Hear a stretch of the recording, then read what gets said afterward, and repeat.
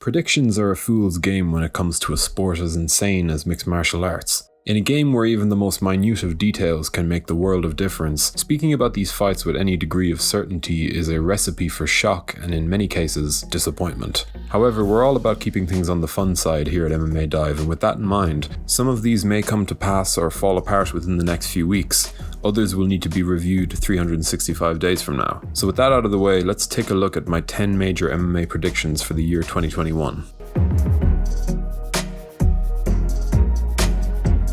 To kick things off, we turn our attention first to the younger Diaz brother Nate, who by the sounds of things is edging ever closer to an octagon return this year. Now I know that Nick Diaz is also making quite a bit of noise, eyeing up another crack at the sport that made him the man he is today. However, despite Nick being one of my all-time favourites, I don't see him competing in 2021, or at the very least, I don't see him fighting within the UFC. For Nate though, many interesting matchups still remain, and while I'm not exactly sure whether he will attempt to re-establish himself at lightweight or make another run at Jorge Masvidal's BMF title, my prediction is that Nate's inactivity and the natural progression of the game will finally catch up to him. I see him losing by way of stoppage this year in a fashion that makes his long-term future in the sport perhaps even more up in the air than it has been over the last 5 years.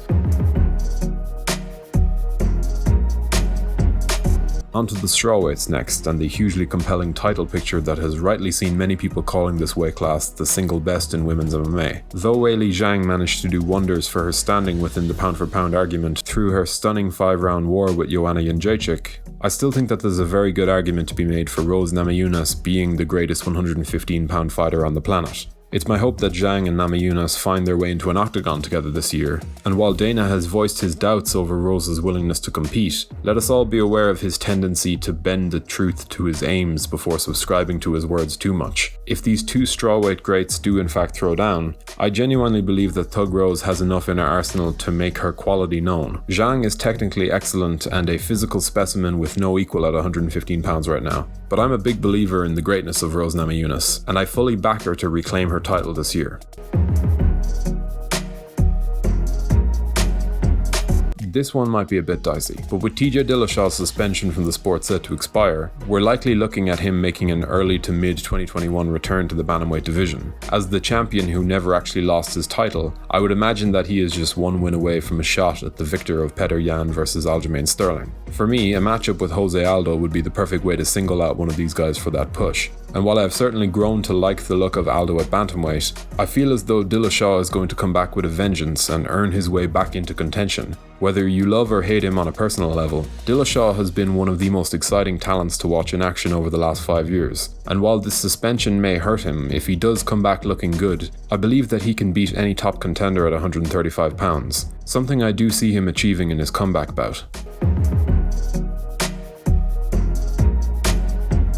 This one is a prediction that I'm a bit sketchy on. Featherweight is fast emerging as one of the most stacked divisions in the UFC right now, and looking at that top 5, I would not be surprised in the slightest to see any of them in possession of the belt by this time next year. And that's not a dig at Alexander Volkanovski. In my eyes, he's probably the best of the lot. But there was something to the return performance of Brian Ortega that got me excited, something that made me reposition my thoughts on where his ceiling was. To return after 2 years away against an opponent as battle-tested as Chan Sung Jung and to do what he did, I found that to be nothing short of incredible. I've always had high hopes for Ortega and his quite frankly odd fighting style, but now, I'm having a hard time not pegging him as a potential champion. And while the Volkanovski test will be incredibly tough, if I'm going to stick my neck out on the line, I'm willing to bet that he emerges from that battle victorious.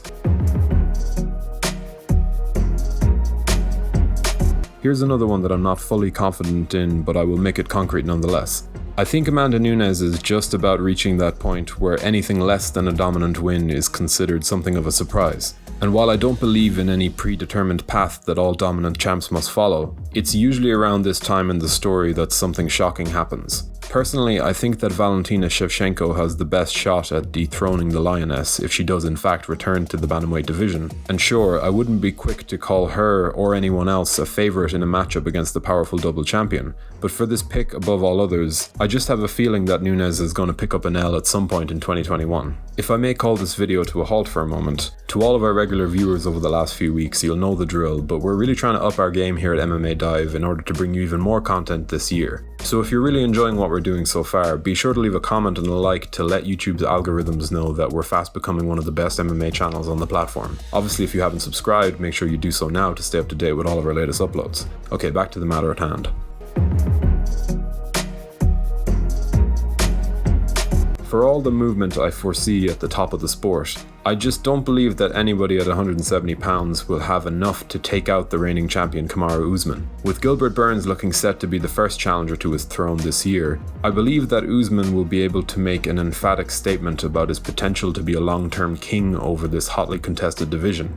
Indeed, the contenders are circling, and pound for pound, welterweight is looking as impressive as any division right now. But I just think that we have a very special fighter on our hands with the Nigerian Nightmare. A fighter whose ever-improving skill set is just making his overwhelming physicality that much harder to deal with. Look to 2021 as the year that the champ really makes his mark on the pound for pound rankings.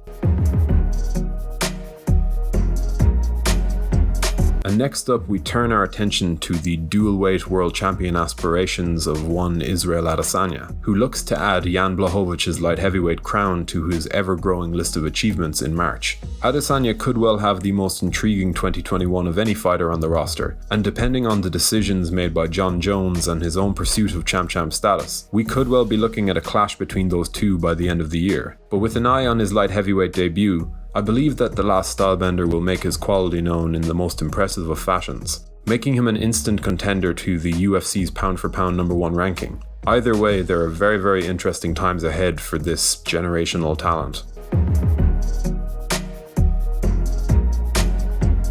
I do believe that Conor McGregor is in the zone to an extent that he hasn't been for years. After what seems like an age spent following his career, I've found that it has become increasingly easy to understand his trajectory since he last recorded a major win back in 2016. That Donald Cerrone performance was an excellent one, make no mistake, but I do feel like people are going to be shocked to some extent with his showing against Dustin Poirier. As we've seen on countless occasions in the past, one fight can change absolutely everything, and while the lightweight title will not be up for grabs for the winner of the UFC 257 headliner, I think that the bout's eventual victor will be set up for a clash with either Charles Oliveira or Justin Gaethje this summer. If the man is as clued in as I believe him to be, Conor McGregor will come out on top of that pile with the lightweight belt in his possession.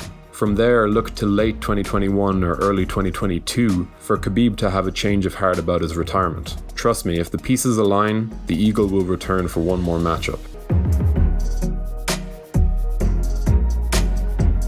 It really is difficult to know exactly how much Francis Ngannou has improved since he was dominated through a masterful effort at the hands of Stipe Miocic at UFC 220. But those 4 consecutive first-round knockouts didn't happen by accident. I'm fairly confident in saying that Ngannou is a better fighter than he was 3 years ago. I don't even think that's a remotely controversial statement to make, given how relatively new he is to the sport. His advancement was always going to take time. Now, I don't believe that he is or will ever be Stipe's equal in the wrestling department, but if I'm to put my prediction out there, I believe that it won't even matter on the night. I see Ngannou making a definitive statement about his status as the most fearsome puncher MMA has ever known, and as much as I am a fan, I see Stipe's time at the top of the heavyweight mountain coming to a brutal end.